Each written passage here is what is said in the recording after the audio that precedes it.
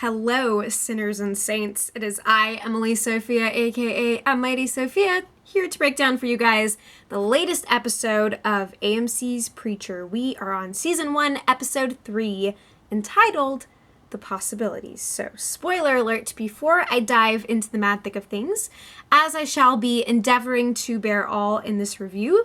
And if there is anything that you guys would like to bring up in the comments below that I fail to address in the context of this review, I encourage you guys to do so, because this is really just the beginning of the conversation. And once again, to drive the point home, I have not read the comics before and am thus speaking and reviewing and reacting from the perspective of somebody who knows a little too nil about the canonical story from the comics. So that's me. Anyway, first impressions, or rather overarching impressions of the episode. I am getting very antsy to know what the actual crap is going on with anyone, anywhere. So this was very much a place-setting transitional episode that I think is going to be taking us to some brink of insanity.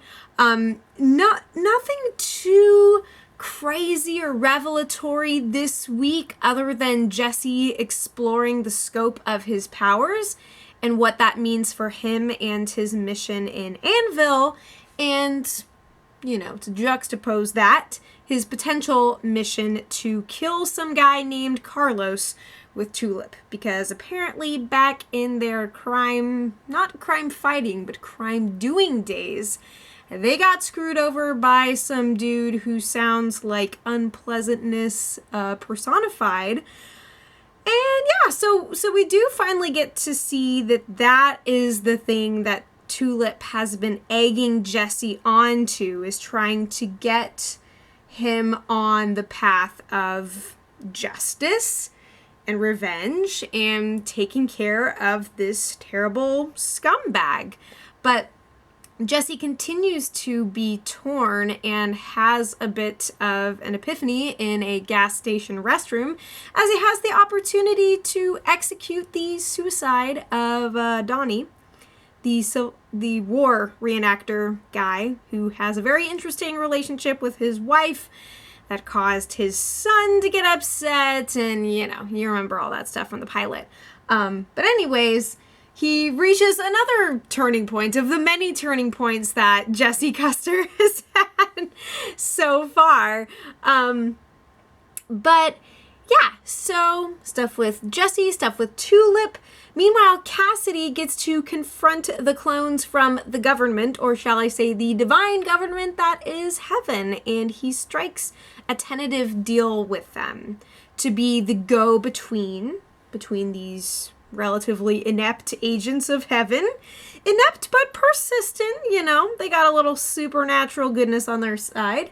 And of course, the preacher, who has been imbued with a power beyond your wildest imagination.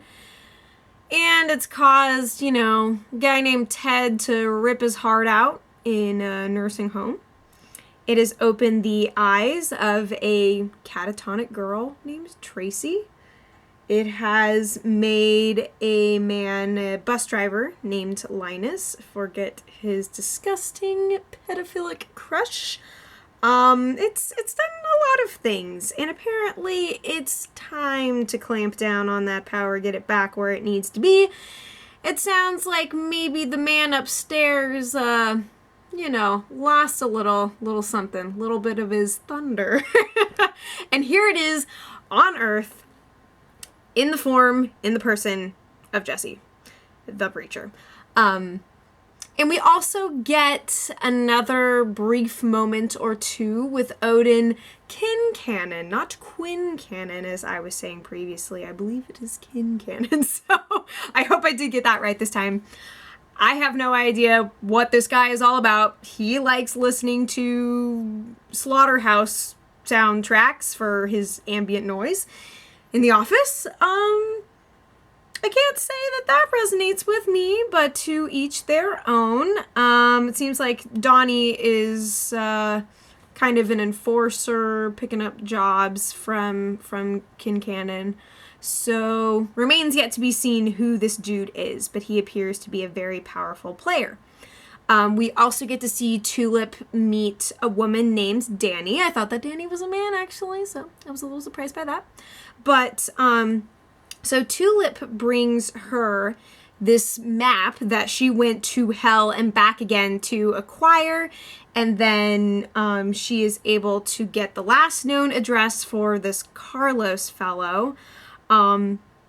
And at that point, we see that Danny delivers the map to another shady figure of all these shady, powerful men in this world. Some dude at a snuff film theater, a wide-brimmed hat. Now, I gotta say that one of my favorite visual moments of the episode was this darkened scene where the camera is tilted kind of askew like this. And we see that man in his tall hat and his white suit walking down the hallway, and just the framing of that shot and the mise en scène was very cool. So I appreciate that experimentation. As always, this show has a very striking visual quality. They do a fantastic job with what they've got with their settings, with their characters, with the colors, with the lighting. There's lots to sink your teeth into, to be sure. So I'll try and work my way through most of the episode as far as the events, things that we witnessed, maybe what we can expect in the future. But it does look like from the preview for next week, we're going to be in for a crazy ride. I mean, I barely even caught all of the different scenes that were flashing through that preview.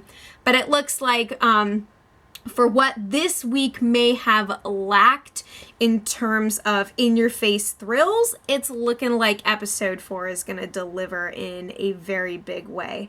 And now that being said, it's important to keep in mind with this show that it looks like they are taking a very deeply serialized approach, which I've read a couple of different reviews, and some people are kind of like, oh, I don't really know what's going on. The pace is a little bit slow. The mysteries are too dense.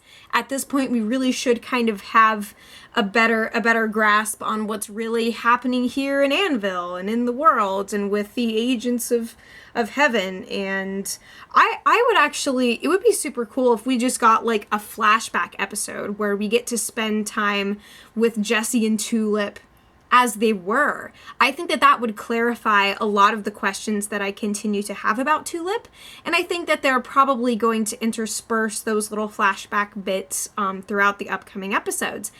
And again, I think that as the storytellers begin to show their hand more and more and play their cards and let us take a gander, I think that things are going to be even more enjoyable and even more exciting and engaging. Already, everything that we've seen so far has been enough to keep me heartily entertained.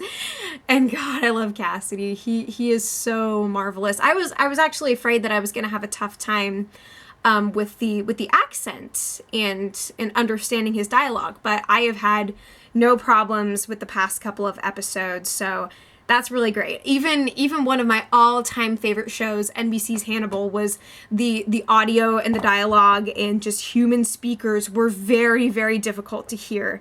But I'm not having that problem with Preacher right now. You know, everybody's got different ear holes, but mine are liking what this show is putting down.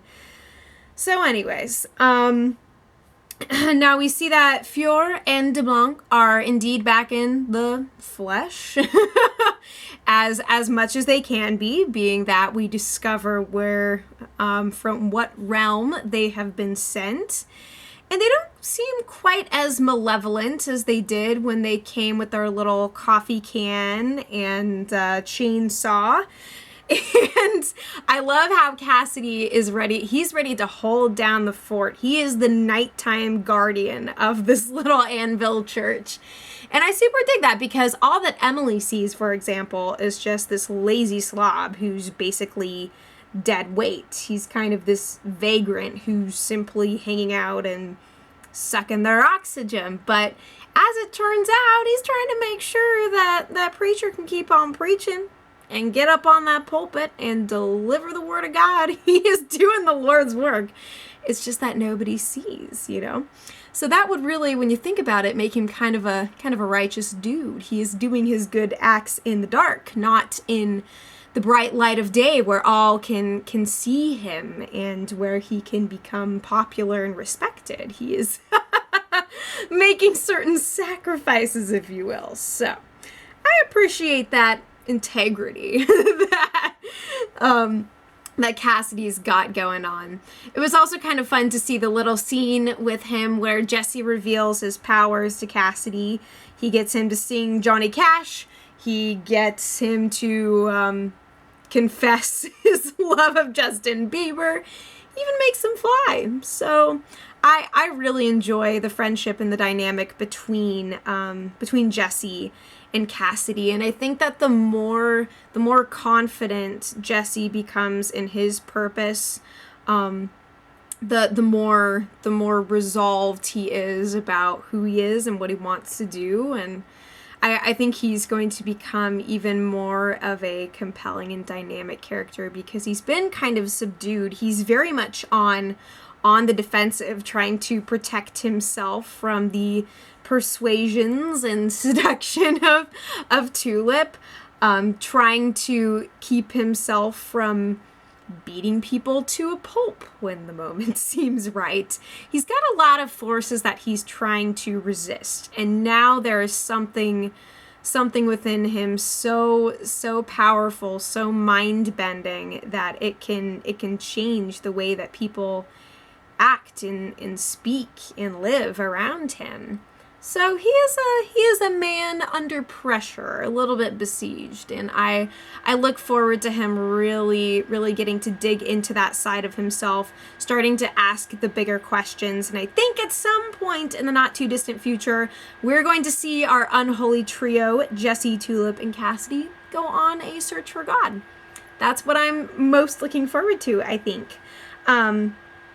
So now it's interesting. Another scene that I really enjoyed was Tulip getting pulled over, because that was another one of those. It's interesting how all the character building scenes that we get for Tulip are her telling a lot of half-truths or things that are completely bereft of truth. But nonetheless, she's a woman who knows how to sell a story.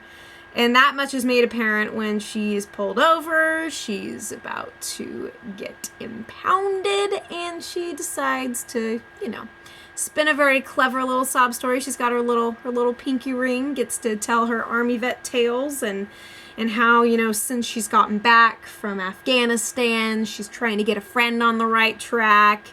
And hey, we figure out what that track is. We don't know who Carlos is. I do hope that we figure all of that out soon. I think it is going to blow up in our faces one way or the other. So I can be patient. And it's cool to see how Cassidy kind of plays like psychiatrist to Jesse as Jesse is trying to make sense of what's racking around inside of his skull. One line that really stuck out to me in this episode is Jesse was talking about the experience of having this power is when he says, it's like all of God's creation inside of me. And it was very, very foreboding the way that he uttered those words. And there's Cassidy, running around him, trying to make light of the situation, construe him as a Jedi, Jesse the Jedi. I could totally see that working. But Cassidy at this point tells him that whatever this is, it doesn't have to be a curse. It's that kind of that cliche of, life is what you make it. But now that begs the question is there something that is going to force Jesse's hand and that is going to send him on a quest? Because I feel like we're moving towards something of that caliber. I can't exactly be sure, but that's kind of what I'm guessing, is there's gonna be some serious soul searching, but it's not just going to take Jesse internally. I think it's going to take him on perhaps an exodus from the little land of Anvil. And I think it's important too how Tulip says that the promise that he made to his father about saving saving the town is a little boy's promise. And I think very soon he's going to find himself making a new promise entirely, whether that is actually getting the job done with Carlos or pursuing something else entirely. Now, bear in mind, of course, that Tulip has no idea what has transpired with Jesse, and he continues to keep mum on that point. He says nothing, and all that he tells Tulip after they pretty handily clear out the gas station from Tulip's belligerence and his little encounter with the vengeful Donnie, all he says is that he has changed his mind, and that's all he can give her. I feel like there's been so much back and forth, push, shove, push, shove, push, shove. What is it that is going to finally smack these two into one another and put their agendas on the same page? Because you know what's going to happen. Tulip does not give up easily. You know, she is probably going to kidnap him again in an even more horrifying fashion than the last time, and he's going to regret everything. But again, it sounds like he's trying to be a man of his word. He's trying to turn things around, so kudos to him. But anyways, so yeah, the big moment that we get at the end is the point where Jesse almost has the opportunity to do away with Donnie once and for all. And he walks him through this, you know, this near suicide attempt, step by step, telling him to put the gun in his mouth and to pull back the handle and all this stuff. But then when it comes to the very last moment, of course, he recedes. He lets go and decides not to go through with it. It's kind of like what happened with Linus, and he's convinced that there has to be more good that he can do. If he can successfully keep himself from using his powers to kill this son of a biscuit, then clearly there's something more that he can do for Anvil. So interesting. It's like everybody, all of the main characters at this point, they don't fully know what is happening, who is doing what. You know, Cassidy is trying to broker this peace deal with the, you know, government angels, and Tulip is trying to destroy a man who destroyed her and Jesse's past, who made everything fall apart. And Jesse again seems to be adhering to this very small little promise, trying to fulfill something that he vowed that he would. And everyone seems on such different pages, but I don't think that's gonna last for very long. So let me know what you guys thought about this episode. I'm always curious to see who's watching the show. It's very exciting to connect with you all over it. So yeah, anything else big or crucial or fun or what have you that I didn't talk about, bring it on up in those comments. It's what they're there for. So you guys take care of yourselves, and as always, I will be back before you know it.